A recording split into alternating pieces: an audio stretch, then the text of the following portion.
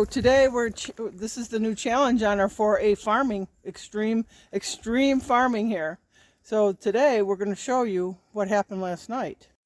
Okay, so this is the ice storm right here. See, that is not water. That is, man, that's slick as snot. And you talk about farming in the 4A area. This is what it is about. Permafrost. Permafrost goes down below. And this is all ice droplets right there. Hey, it's not water, that's ice. Everything's coated with ice. Everything.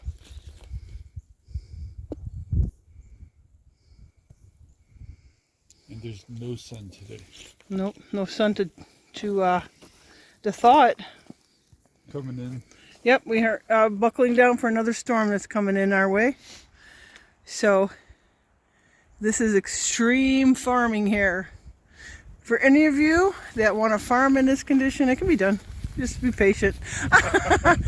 Yeah, believe me, it can be. It can be done. We proved it in Yeah, we're good. We have what else are we gonna do? Watch TV and get fat? Yeah, it's challenges. I love it. Some more later. But in the meantime, while it's stormy outside with all the cold transition into spring, this is what's happening inside. As far as these grow lights, don't need them. You don't need grow lights. I don't particularly care for them. But what I do like are, let me take you over to the real Frankenstein laboratory here. Here, that's what I like. Just tiny ones. And the reason I have them down here is because first, I have nowhere else to put them. Okay, in our new house. This are going to be my grow situation here. It's working out good. These are tomatoes right there. They're looking good.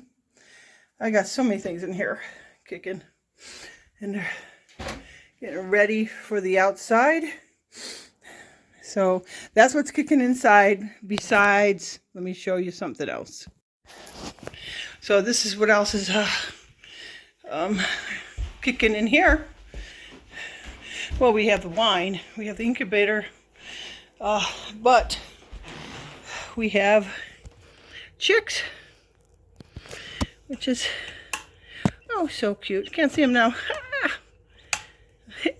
But yeah, there they are. So a lot to do inside.